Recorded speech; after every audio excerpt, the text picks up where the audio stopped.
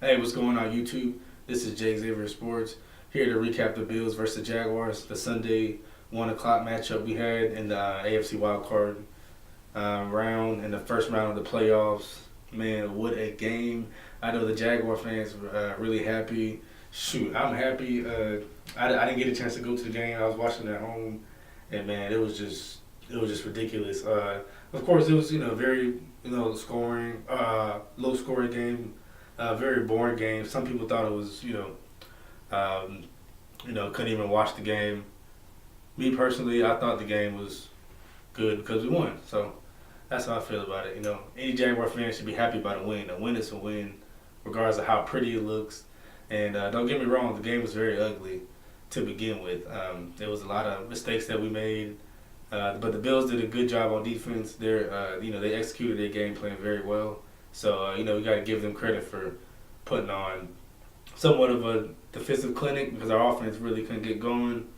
Besides Bortles, in the running game, that was the only success we had on offense. Was with his 88 yards rushing. So other than that, the Bills really did a good job in doing that. But I really want to just show like appreciation to the fans. We haven't been in this moment since 2007. That's the last time we won a playoff game. So you know, I know we all very hyped. We very ecstatic for this moment. I know it's going to be a tough matchup versus Steelers here coming up, but we already beat them in the regular season, week 5. I think the team is really confident. I feel like they can go in there and win. I know they feel like they can go in there and win. So it'll be very interesting, to see during the week how the trash talking starts to pick up and all the other things, and see if Antonio Brown will be, ready to go for the game and things like that. See how our guys are doing. So in practice, that'll be very interesting. But yeah, man, the fans were just crazy loud. You gotta give him thanks, which I think Doug Marone did after the game.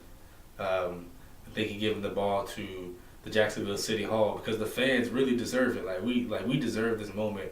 We haven't been in this moment, like I said, in 10 years. So just for us to appreciate one playoff victory, even if it is just going to be that for this year, it was still really a cool moment. Like I said, the crowd was loud. You can hear it on TV. Like after every little play we had that was successful, the crowd was loud. And the Bills fans did show up too, but those obnoxious Bill fans, went home with a loss. So hey, that's that's for them to cry about. So, but yeah, that was good on our part for the fans having to show up for the game. So, but as far as the game goes itself, I mean, we can all really just point out the obvious that the defense really had to carry us, just like they have all season in this game. You've seen Jalen Ramsey have an interception to seal the game, and then of course early on Aaron Colvin caught an interception off the tip throw from Tyrod Taylor, and he ended up getting his first interception of his NFL career actually. So congratulations to Aaron Colvin on that. But yeah, once again, this defense just proves that they're just pretty much, you're pretty much gonna have to beat this defense to beat this team. I know it seems, pretty simple to say, but I mean it really is what it is. Malik Jackson did his thing. He had a sack early. Calais Campbell was all over the field. Miles Jack went in there and grabbed Tyrod Taylor for a sack on one play. So man, you see the defense is really fast. It almost seems like it's getting faster as the season progresses. So that's very encouraging for the Jaguars, moving forward in the Pittsburgh game. And as far as the Bills goes, they played good defense as well. Bortles had almost 2 interceptions that he could have thrown, at one point. And, they just didn't capitalize, So at the end of the day, the better team capitalizes. So, yeah, we did, we give them credit, but we made more plays, when plays needed to be made or whatever. And, gutsy call by us in the red zone on the play action to Ben Koyak. Such a good design. I'm so glad that we were able to score because I feel like after that the game was over. I mean we're not going to give up much points with the defense the way they were playing. So that was pretty much the game or the momentum shift in the whole game because telling you if you're just watching the game and just even if you haven't seen the Jaguars defense play, all season, just watching that game, you can tell how suffocating this defense really is up close, and the Bills really got a taste of that. So that that was really exciting to see. Like I said, we have 4 Pro Bowlers in the we had 4 players go to the Pro Bowl on defense. So you really saw the defense show up in a big way, having given the lowest points allowed in the Jaguars playoff game history, the lowest. More of this has to do with the Jaguars offense, but the lowest point total for just a game and individually in the wild card matchup for the NFL and in NFL history. So definitely a low scoring, boring game, but hey, these are the kind of games that we want. These are the kind of games that Doug Marrone wants. Blake. As long as Blake Bortles doesn't give up those mistakes and he's still making plays, the defense can be good enough to take us to the victory. Now you saw what Blake Bortles was doing. He really couldn't pass the ball at all. He was missing easy throws.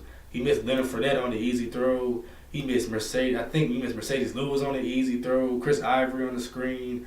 He missed Keelan Cole on a comeback route deep down the field. Threw it about 3-4 yards over his head. And, some of that stuff could be jitters and whatnot, but I think a mixture of that is the Nathaniel Hackett's play calling and then the way we approach the passing game. Like, we came out throwing too many screens. Like, we threw 2 screens in a row. Like, what NFL team does that? I felt like I was controlling and playing Madden. Like, that's the stuff you do in Madden is throw 2 screens in a row. You don't do that in the NFL. It's just too predictable. And just the way things were going, we should have already started to put Bortles in that read option. But then he finally saw them start to do a little bit of that when Bortles was having success running the ball. When things were breaking down, he just, boom, took off running. And then, we ended up getting first downs and, little 15, 12-yard chunk plays, and that got us down the field, just to kind of flip field position and keep the Bills away from trying to score. They could barely even pass the 50-yard line. So, the whole point is for our offense to score, try to, like I said in my previous video, we need to score at least 17 to 27 points to keep the defense happy, keep the defense comfortable enough to where, they can make their plays and, we can win the game with that. We're not going to beat Pittsburgh scoring 10 points. It's just not going to happen. We have to be realistic about that. So, and Big Ben's probably not going to throw 5 interceptions. He may throw 1 or 2, but, we can't expect our defense to have the 2 pick sixes and, the same type of success. Now, I feel like we will have success versus Pittsburgh. We do have their number recently. We have a good record against them overall, all time. So,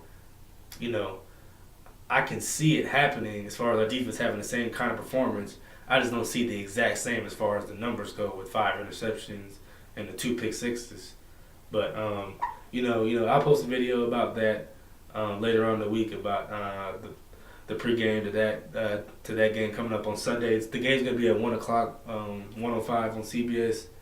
I believe we're gonna have Jim Nantz and Tony Romo again. That was fun to have them announce the game this past Sunday. So. Yeah, so that's going to be really, really, really interesting to see the upcoming matchup, or the rematch from Week 5 versus Pittsburgh. But yeah, but as far as the offense goes, we just need to start creating plays, and I'm speaking of Nathaniel Hackett specifically. We need to start making plays to where Bortles can use his feet, escape the pocket, and try to make plays, where he can have a run pass option with his, using his feet, and then, throws a little curls or slant to the outside, try to break down the field for him. Because right now he's playing uncomfortable, and you don't want an uncomfortable quarterback playing in January, playing January football. We need a quarterback who is on rhythm, on time, and shouldn't be any question about knowing the offense, or shouldn't be any jitters. I know it was Blake Bortles' first playoff game, so I can probably attest that the jitters. But even though we did beat Pittsburgh earlier this year with Bortles throwing less than 100 yards, I don't envision him throwing less than 100 yards again and us winning. So we're gonna need our offense to step up in a big way, and that goes for you, offensive line. Our offensive line looks horrible right now. And it's nothing we can do. We can't sign nobody, can't put nobody up for the practice squad. our offensive line is structured the way it is. So we're gonna have to tighten up on that. Make sure we know our assignments and make sure we trust each other on the field. And let's get that chemistry back that we had going earlier on in the season when when Fournette was busting through holes and going 80 yards down the field. 60 yards down the field. So that's what we really need to get back to. But I'm not gonna sit here and talk to you guys about how bad Blake Bortles is and how we need to get a new quarterback. Hey, right now we're in the middle of a playoff run, so we don't need to be worried about who's the quarterback and who should be the starter next year. All that stuff doesn't matter right now. Blake is playing bad. Yes, he played horrible Sunday, but he's the quarterback we have now. We have to start scheming around him, start scheming to where he can do the things that he's successful as far as running the ball, and then we can be successful, going back to running the ball with Leonard Fournette, and then we can utilize Leonard Fournette running the ball. We have Blake Bortles running the ball. We mixing a little play action. We still have Chris Ivory. Now we can really get back to being a running football team, and then now we just have Bortles running the ball more. So there's nothing wrong with that, So I'm not all hyped up about getting 300 yards and 3 touchdowns. I'm more hyped up about getting wins. So, whatever it takes to get the win, to get the win, that's what I want to do. So if Bortles has to have another game where he has 10 carries, so be it.